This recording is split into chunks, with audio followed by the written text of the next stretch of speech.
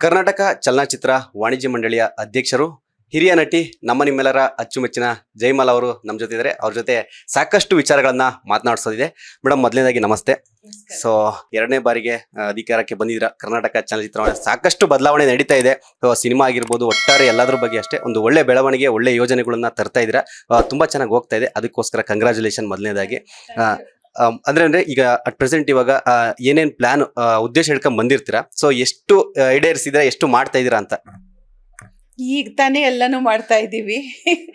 ಇನ್ನು ನಾವು ಬಂದಾಗ್ಲೇನೆ ಇದು 3 ತಿಂಗಳು ಕಳೆದು ಇದು 4ನೇ ತಿಂಗಳು. ಅದರಿಂದಾಗಿ ಅದು ಈಗಲೇ ನಾನು ಏನು ಹೇಳಲಾರೆ, ಮುಂದಿನ ದಿನದಲ್ಲಿ ಹೇಳ್ತೇನೆ.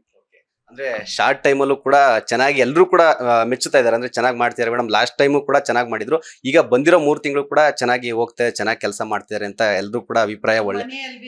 ಹೌದು, ಇದು ನಮ್ಮ ಮನೆ. ನಾವು ಇಲ್ಲಿಗೆ ನಾನೊಂದು 25 ವರ್ಷ ಆಫೀಸ್ ಬೇರರ್ ಆಗಿದ್ದೆ. ಚಿತ್ರರಂಗ ಅಂತಂದ್ರೆ ಒಬ್ಬ ಕಲಾವಿದೆಗೆ, ಅದರಲ್ಲೂ ಈ ವಾಣಿಜ್ಯ ಮಂಡಳಿ ಇಲ್ಲಿ 3 ವಲಯ ಇದೆ: ವಿತರಕ, ಪ್ರದರ್ಶಕ, ನಿರ್ಮಾಪಕ. ಈ 3 ಜನರು ಇಲ್ಲದೆ ಒಬ್ಬ ಕಲಾವಿದೆ ಹುಟ್ಟಕ್ಕೆ ಆಗಲ್ಲ. ಸೊ ಅವರ ಆಶೀರ್ವಾದಗಳು ಮತ್ತು ಅವರ ಸಹಕಾರಗಳು ಇಂಡಸ್ಟ್ರಿಯಲ್ಲಿ ಈ ಕಲಾವಿದರುಗಳು ಹುಟ್ಟುತ್ತಾ ಹೋಗ್ತಾರೆ. ಹಾಗೆ ನಾನೊಬ್ಬ ಕಲಾವಿದೆಯಾಗಿ ಬಂದಾಗ ನನಗೆ ಈ ವಾಣಿಜ್ಯ ಮಂಡಳಿ ನನಗೆ ಭಾಳ ಒಂದು ರೀತಿಯಲ್ಲಿ ನನಗೆ ಇನ್ಸ್ಪೈರ್ ಆಗಿರೋದು, ಮತ್ತು ಇದೊಂದು ಋಣ ತೀರಿಸೋ ಜಾಗ ಆ 3 ವಲಯಕ್ಕೆ. ಅದರಿಂದ ನನಗೆ ತುಂಬ ಖುಷಿಯಾಗಿದೆ. ಇಲ್ಲಿ ಕೆಲಸ ಮಾಡೋದು ಅಂತಂದರೆ ಇದು ನನ್ನ ತಾಯಿ ಮನೆಯಲ್ಲಿ ನಾನು ಮಾಡ್ತಿದ್ದೀನಿ, ನನ್ನ ಧರ್ಮ ಅನ್ನೋದು ಒಂದು ಭಾವ ಅಷ್ಟೇ. ಸೊ ಅಂದ್ರೆ ಲಾಸ್ಟ್ ಟೈಮ್ ಕೂಡ ಅಷ್ಟೇ, ನೀವು ಹಿರಿಯ ನಟಿಯರಾಗಿದ್ದಂತ ಶ್ರುತಿ ಅವರು, ತಾರೋ, ನೀವು ಕೂಡ ಸರ್ಕಾರವನ್ನ ಭೇಟಿ ಮಾಡಿದ್ರಿ, ಸಾಕಷ್ಟು ವಿಚಾರಗಳನ್ನ ಚರ್ಚೆ ಮಾಡಿದ್ರಿ. ಸೊ ಆ ಮಾಡಿರೋ ಚರ್ಚೆ ವಿಚಾರಗಳು ಎಷ್ಟು ಈಡೇರಿದೆ, ಎಷ್ಟು ಈಡೇರಬೇಕಿದೆ, ಮತ್ತೆ ಬೇರೆ ಬೇರೆ ಏನಾದ್ರು ಬೇಡಿಕೆ ಇದೆಯಾ ಅಂತ?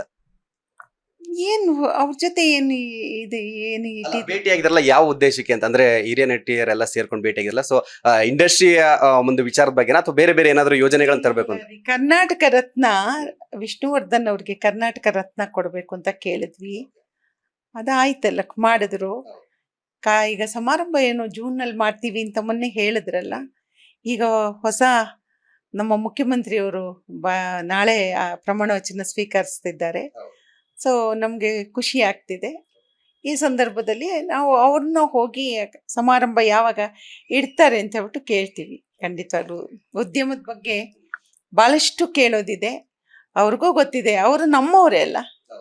ಸೊ ಚಿತ್ರರಂಗ ಇದರೊಳಗೆ ಇರುವಂಥವ್ರು. ಅದರಿಂದಾಗಿ ಅವರಿಗೆ ನಮ್ಮ ಎಲ್ಲ ಸಂಕಷ್ಟಗಳು ಅರ್ಥ ಆಗುತ್ತೆ. ಲೇಟೆಸ್ಟ್ ಹಾಗೂ ಇಂಟ್ರೆಸ್ಟಿಂಗ್ ಸುದ್ದಿಗಳಿಗಾಗಿ ಬಾಸ್ ಟಿವಿ ಕನ್ನಡ ಚಾನೆಲ್ನ ಸಬ್ಸ್ಕ್ರೈಬ್ ಮಾಡಿ. ಹಾಗೆಯೇ ಬೆಲ್ ಐಕಾನ್ ಪ್ರೆಸ್ ಮಾಡಿ. ಇದರ ಜೊತೆಗೆ ಫೇಸ್ಬುಕ್, ಇನ್ಸ್ಟಾಗ್ರಾಮ್, ಎಕ್ಸ್ನಲ್ಲೂ ಮಿಸ್ ಮಾಡದೆ ಫಾಲೋ ಮಾಡಿ.